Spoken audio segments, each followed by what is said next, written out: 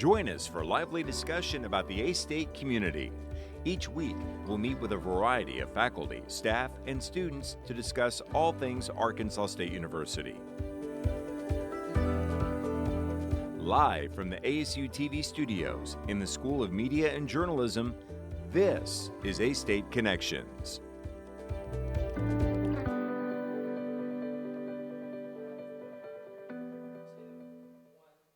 And this is A-State Connections on KASU and ASU-TV. I'm Jonathan Reeves, News Director with KASU Public Radio and the host of A-State Connections, the radio show on KASU. Well, the word is spreading about a popular place at Arkansas State University, the Bird Observatory. Located in between the railroad tracks just off the Marionberry Parkway, the Bird Observatory is a place where research happens in the areas of bird conservation and discovery of the natural world. Community engagement also occurs as many local schools come to the observatory to learn about the different birds that take flight in Arkansas. Well, joining me to talk about this is Associate Professor of Ecology Dr. Ton Bovis and PhD student in Molecular Biosciences Alex Matthews. Thank you both for joining me here on A-State Connections. Thank you for having us. Appreciate y'all being here. First of all, I want to ask about how you all came to Arkansas State. Dr. Bovis, we'll start with you. Sure, yeah. I grew up outside of Chicago in the suburbs, and growing up I had a forest preserve nearby, and I spent as much time as I could there and grew to love nature, and I always wanted to do something in biology, and especially in field biology. Went to University of Illinois for my bachelor's degree, then eventually, taking a long meandering path, eventually got my PhD from University of Tennessee. And then I had a kid, and that baby kind of forced me to look for a full-time job. And the first job I ever applied for was at Arkansas State University. Again, a long meandering path, but eventually I got an interview and took this position, and I've been here now for 9 years. Fantastic. Alex, how'd you come to Arkansas State? So I am originally from Arkansas. I'm from North Little Rock. And I have always also kind of been interested in the natural world, and I went to undergraduate at Rhodes College in Memphis. Not really, I knew I wanted to do science, but I didn't really know where, like, in what field that was going to be in, until I took sort of a class that was based on ecology in the natural world. Mm-hmm. And that kind of like sprung my interest in, I can do this for the rest of my life within science. And my undergraduate advisor introduced me to Dr. Bovis. I think it was my senior year that we met. And I was kind of looking for graduate programs. I knew I wanted to continue my studies in the sciences. And I had been involved in an undergraduate research project on blood parasites of birds. And so I knew that I was sort of interested in all of that, kind of understanding how birds worked in our world and their interactions with parasites and things. And so Thon and I met, and we hit it off, and I ended up getting my master's here in 27. I was here from 2014 to 2017. Right.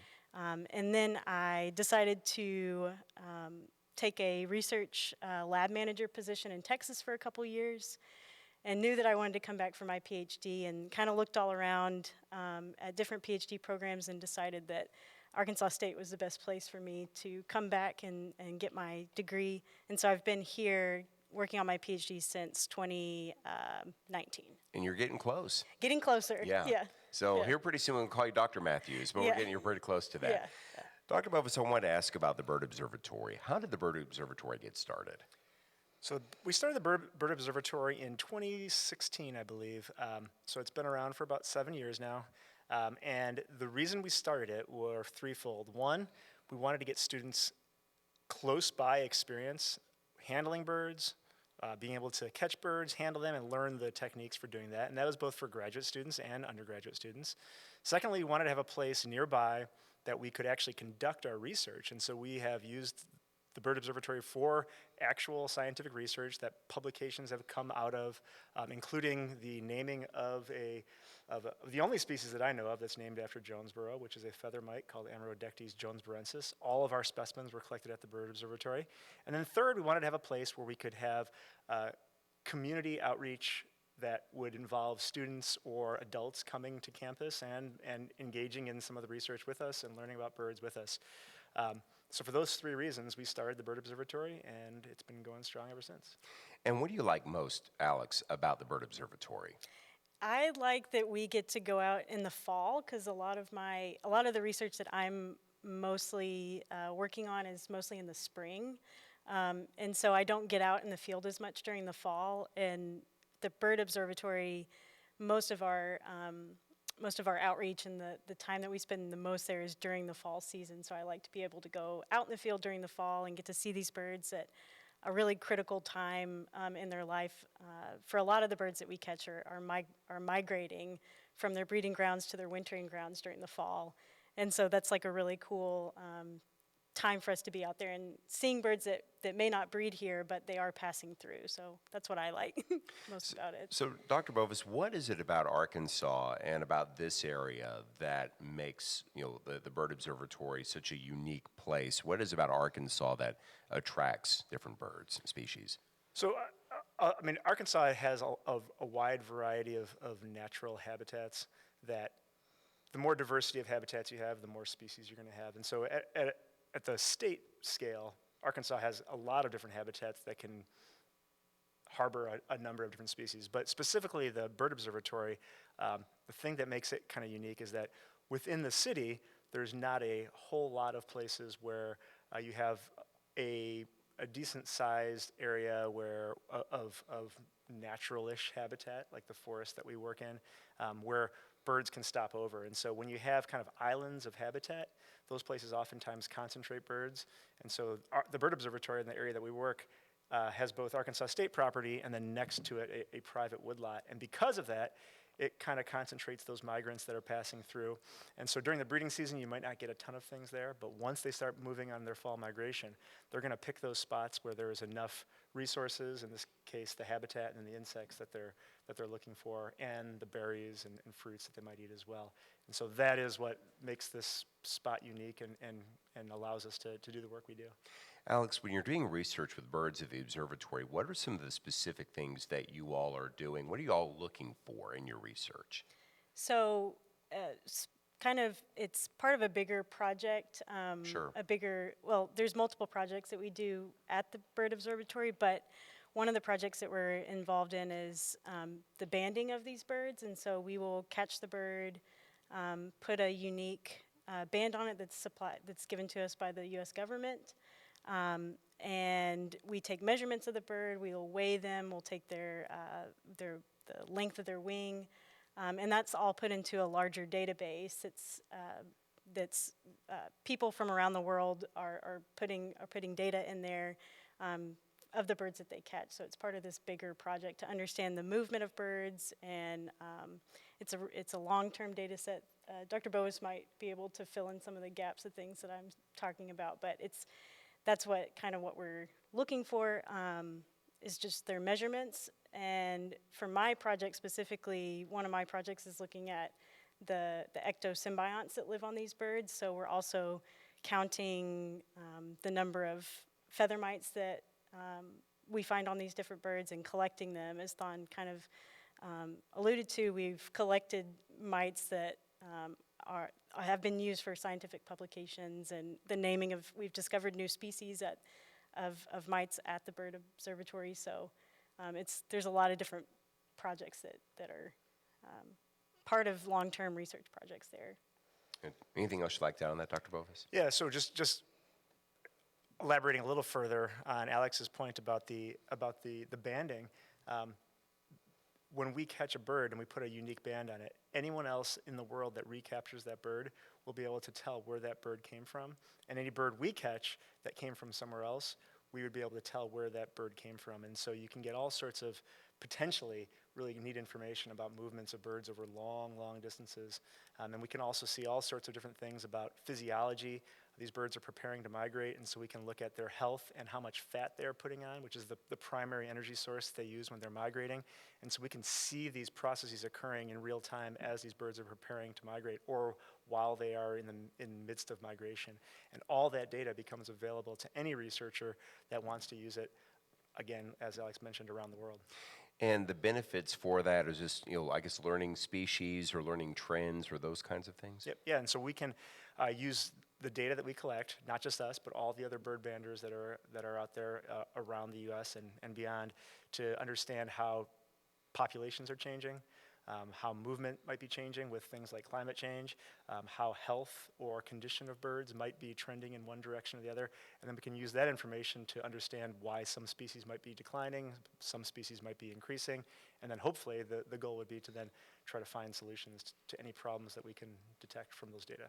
So I want to ask both of you about how do you all catch birds out there? What's the process that's involved in that? So we use specifically a type of net called mist nets. And mist nets, as their name suggests, look like mist. So birds do not see them. They are flying through the forest unaware, and they run into one of these nets. Now, we run into the nets ourselves, even when we know they're there, so it just tells you that these are really fine mesh nets that they just don't detect.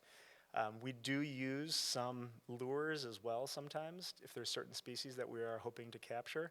And the lures usually consist of sounds the birds may make, and those birds will hear those sounds, and they will consider them to have some meaning to them, whether it means that there's a predator nearby, whether it means there's food nearby. And so we use sounds of birds that we know produce specific messages that other birds can recognize, and then we can attract them into the nets in that way as well. So have you all taken audio recorders out into the field to be able to record sounds? Yeah, we have. We've kind of recorded, well, and other people have done the same, so we take recordings from online, and Thon has his DJ booth set up in his office where he will kind of put the sound bits together of different angry bird sounds to create these tracks of really upset birds that will really bring in a lot of birds that we're trying to capture, but also of if we're specifically targeting a species, we have sound bites of those species as well. So yeah, we've done that, and we've also recorded our own sounds of birds if we're recognizing a good sound, a potentially good sound bite, we can record that and put that on a track. Y'all have got tracks of tweets, basically. I mean, y'all do that. I mean, you're the spin master, basically. You can call me that. Yeah, okay, that sounds good. I'm sure people will probably try and do that too. All right, we'll take a break. Associate Professor of Ecology, Dr. Thon Bovis, and a PhD student in molecular biosciences, Alex Matthews, joins me here today on A-State Connections. We come back, we'll continue this great conversation right after this break.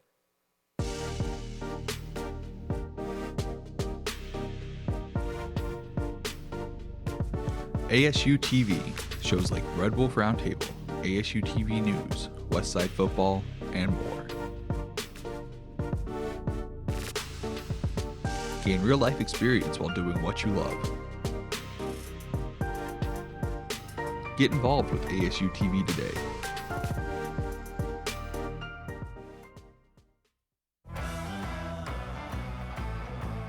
Here to deliver the latest news on A-State sports, ranging from football, basketball, baseball, and more. I'm your host, Tristan Harlan, alongside your other host, Cooper Melder. Red Wolf Roundtable is your local sports source.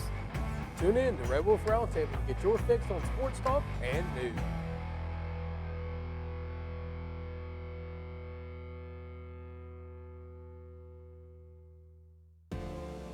At Arkansas State, we want you to go.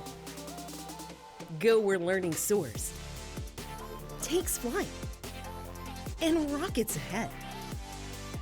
Go for experiences, internships, and scholarships. We want you to go. Become A-State Maine. Are you ready to go? Go.astate.edu for details. Live from the ASU-TV studios in the School of Media and Journalism, This is A-State Connections.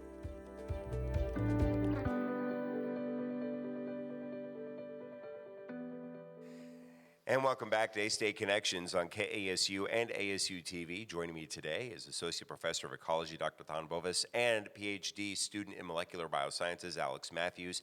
We continued talking about the Bird Observatory at Arkansas State University. And so I want to ask you, what's been the most unique bird that you all have spotted at the observatory?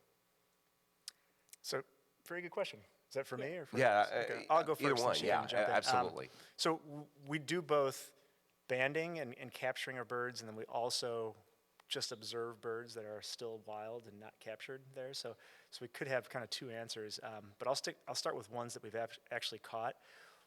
One bird that we've caught there that I have never even seen in the state of Arkansas anywhere is a Bell's vireo. I mean, they do exist in the state of Arkansas, but we were very surprised when we caught the Bell's vireo at that station because it's really not the right habitat, it's not really the right part of the state, and it was just a really unusual species to capture there.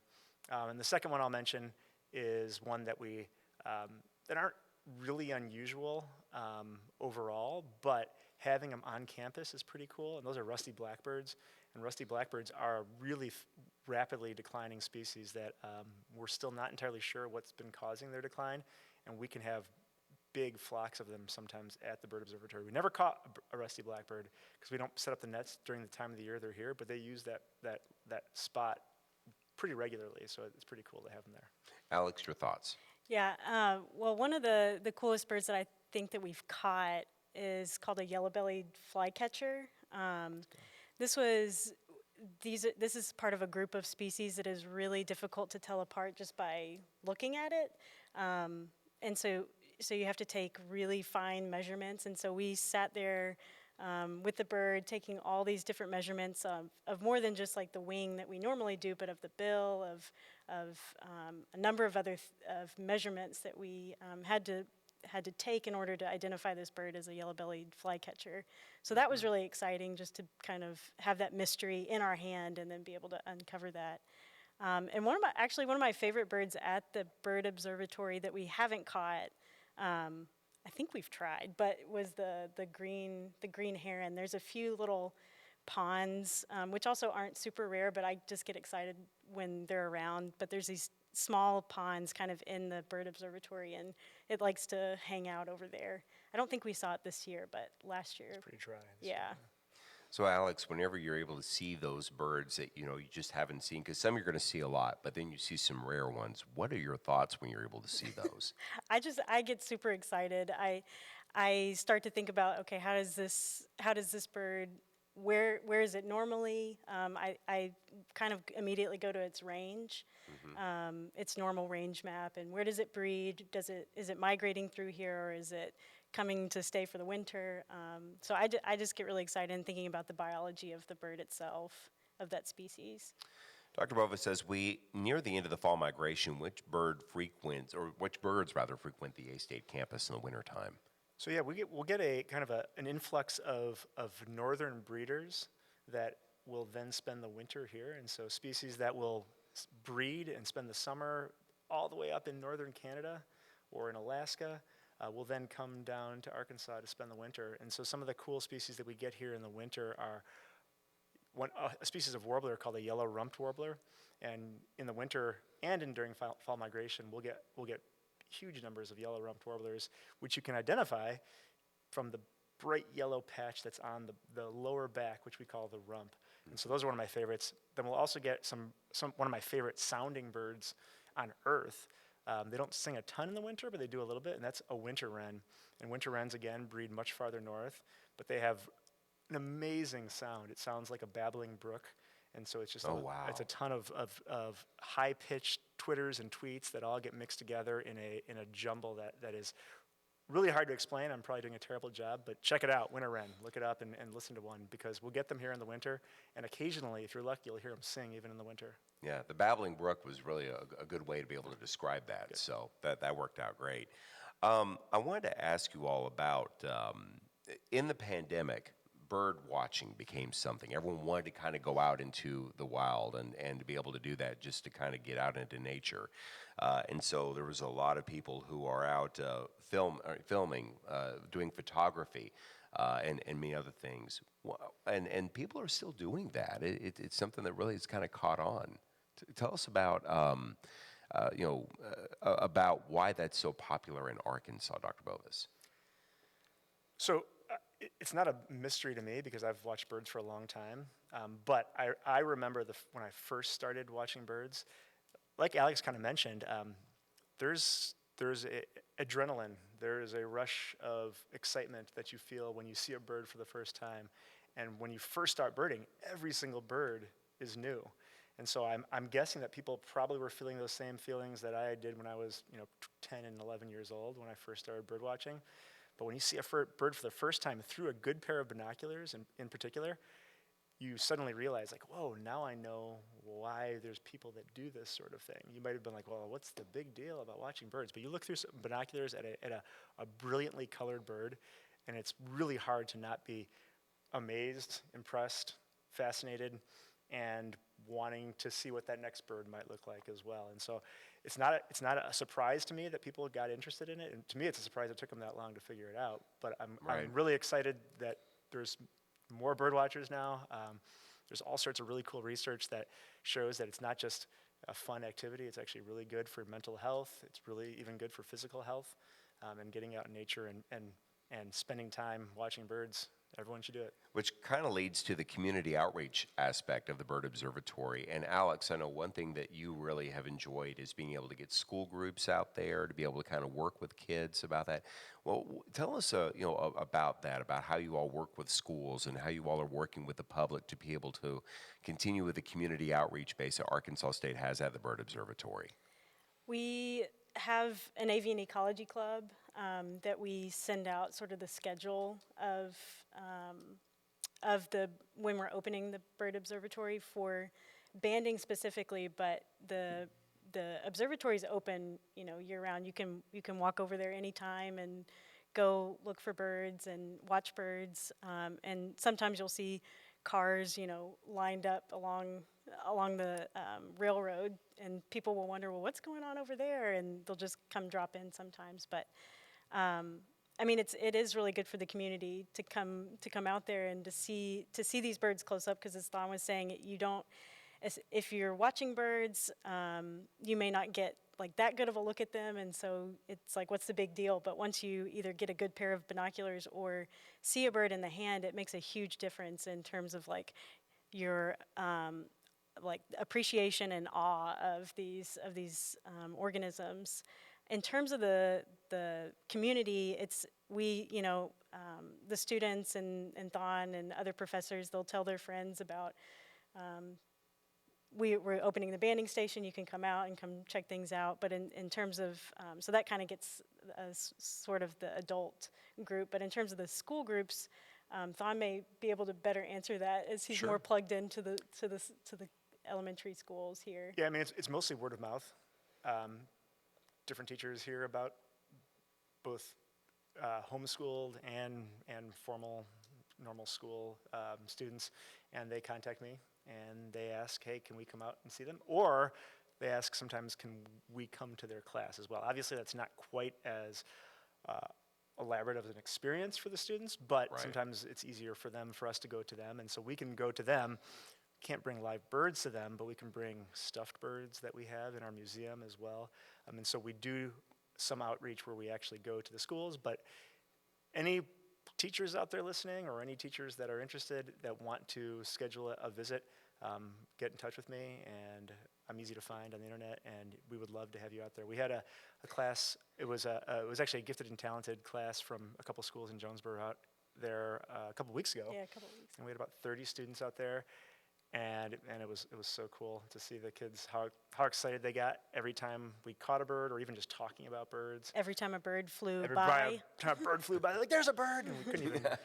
It was pretty amazing. So yeah, it's a great time, and I think we got really good reviews and really good questions too. The kids ask like really either in-depth questions or really obscure questions, you're like, well, actually, that is a good question. It's not something that Stump most us, people Yeah. ask. So give us an example of one of those questions that you would hear. You're like, man, that's a really good question from students. Well, coming from like an 8-year-old, they want to know, well, how do you identify that same individual bird again? And we have to explain like, oh, we put this metal band on them and it's got a unique number. And because most people just see that if a bird's banded, they may not realize that there's a unique code on that band for that individual bird only. So I thought that some of those were interesting coming from really young kids that I don't know. I just thought that was impressive that they were asking those type of questions. I think they were asking questions like, which bird has the most feathers also? And so they were asking like pretty Nice.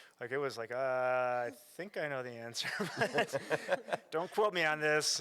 Yeah. So they were definitely stumping us with their bird trivia questions. So that is rewarding right there, just being able to know, because they could be your next students. Oh, yeah. Dr. Bovis. According to the parents that I talked to afterwards, a lot of them said it was the greatest field trip they've ever been on in their life. Well, that's Of great. course, they haven't gone on a field trip for 2 years, so they probably don't remember a field trip before that. Well, but there's a lot of opportunities for the public to kind of go out. If they want more information on the work that you all are doing, Dr. Bovis, how do they get a hold of you? The best way is through email. So my email address is tboves@astate.edu. They can also, if they look me up on the internet, they can find my phone number to my office. We have a Facebook page that our lab, my research lab keeps up, and people can send me messages through there. I think all those ways would be perfectly fine, Yeah, sounds good. Before I let you all run, Alex, thank you for joining us here today. Anything else you'd like to add before I let you all run? No, I just thank you for letting us or giving us this opportunity, and we do hope that people come out to the banding station. We just shut down for the fall a few weeks ago, but we'll be starting back up in next fall. So, and like I said, it's open year round, so anybody can go, and we can take people out there, and we'd love to have you. Very good. Dr. Bovis? I second all the things Alex mentioned. The A-State Bird Observatory is on Google Maps even now, so it's like a legitimate place that if you look it up, you'll find an actual location. So if you're ever wondering where it is and you want to go check it out, look up A-State Bird Observatory on Google Maps or contact me. And I'll add one other thing. Even though the Bird Observatory is kind of a place, it's also kind of our lab. So we do a lot of other research on birds. And if people are interested in getting involved in other ways also, or students that are watching this, you can come out and see the other research we do, which is all over the place, not just on campus, but in agricultural areas around us, in a variety of areas nearby that are natural and semi-natural areas that people are welcome to join. A lot of areas in Arkansas to do that. Yeah. So thank you both for joining us here today on A-State Connections. Well, that'll do it for this edition of A-State Connections, as I want to thank my guests who joined us today, Dr. Bovis and Alex Matthews. Also want to thank Instructor of Creative Media Production, Galen Perkins, and his amazing students who are behind the scenes running the show as always. Thanks to engineers Derek Herring and Clayton Holderfield for their help, and I want to thank you for watching as well. Don't forget, A-State Connections is heard every Saturday morning at 11 on 91.9 FM, KASU, and streaming on the KASU mobile app. And I'll see you right here next Wednesday, 1:30 for another edition of A-State Connections. So long, everybody.